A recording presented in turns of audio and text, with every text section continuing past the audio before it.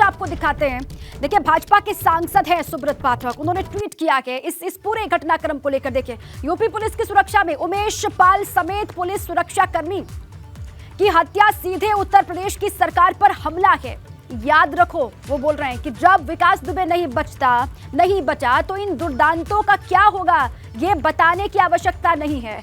और अब यदि गाड़ी अति की भी पलट गई या पलट जाए तो मुझे कोई आश्चर्य इस पर नहीं होगा। ये ट्वीट है, देखिए इसका संदेश आप समझिए। भाजपा सांसद है सुब्रत पाठक, उनका ट्वीट आपको हम दिखा रहे हैं। सुरक्षा में लगे उमेश पाल और उनके सुरक्षाकर्मी की हत्या सीधे यूपी की सरकार पर हमला है। वो कह रहे हैं कि विकास दुबे जब नहीं बचा तो इन दुर्दांतों का क्या होगा ये आप समझ लीजिए, ये बताने की आवश्यकता नहीं है। और अब अगर गाड़ी अतीक अहमद की भी पलट जाए तो इस पर आश्चर्य मुझे नहीं होगा, ये कह रहे हैं सुब्रत पाठक। इस पूरे के मामले को लेकर सियासत लगातार हो रही है और इसी बीच में ये ट्वीट है भाजपा सांसद सुब्रत पाठक का, जो अपने ट्वीट के माध्यम से एक बड़ा संदेश दे रहे हैं। मोहम्मद मोइन लगातार प्रयागराज से मौके पर मौजूद है जहां पर ये बुलडोजर वाली कार्रवाई हो रही है। मोइन, देखिए जफर अहमद के नाम पर ये कहा गया कि ये संपत्ति यहाँ पर बनाई गई, ये पूरा आलीशान बंगला यहाँ पर बनाया गया और इस पर ये एक्शन लिया जा रहा है।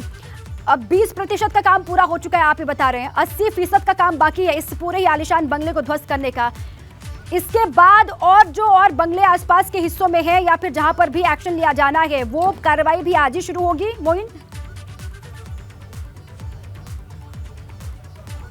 देखिए यहाँ पर हम आपको एक बार फिर से तस्वीरों के जरिए समझाने की कोशिश करते हैं। देखिए ये जो रास्ता है 6 से 7 फीट चौड़ा ही रास्ता है, इस वजह से इस मशीन को काम करने में दिक्कत हो रही है। और देखिए जो ये मशीन पर ड्राइवर हैं, जो एक्सपर्ट हैं, वो एक बार फिर से कमान संभाल चुके हैं, बैठ चुके हैं। इसका मतलब कि अगले कुछ मिनटों में एक बार फिर से कार्रवाई शुरू होगी। और हम तस्वीरों के जरिए आपको दिखाना चाहेंगे कि ये देखिए ये मकान है और जो आगे का हिस्सा है ये दीवार है, इसे गिराया जा चुका है और दीवार के साथ साथ जो आगे का हिस्सा है उसे गिराया जा रहा है। आराम से चलिए, आराम से चलिए, आराम से, हाथ नहीं लगाइए, पीछे हटिए, हाथ नहीं लगाइए। आप अपना काम करिए, हमें अपना काम करने दीजिए।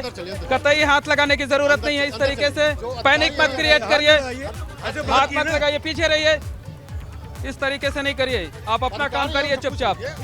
नहीं, अधिकारी नहीं, आप ही अपना काम करिए, अपना काम आप करिए चुपचाप।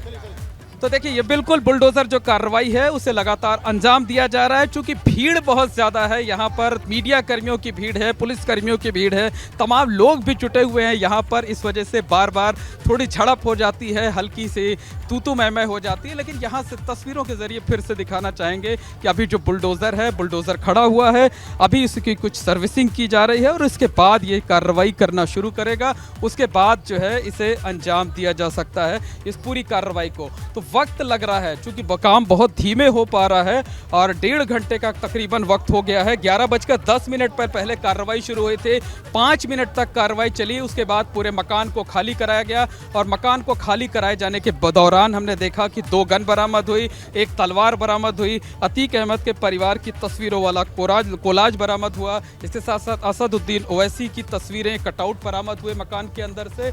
और धीरे धीरे कर जब मकान खाली कराया गया तो इस 2 मंजिला मकान पर बुलडोजर चलाए जाने की कार्रवाई शुरू की गई। लेकिन कार्रवाई रुक कर चल रही है, अभी बुलडोजर शांत है और उम्मीद जताई जा रही है कि कुछ देर के बाद ये कार्रवाई शुरू होगी फिर से।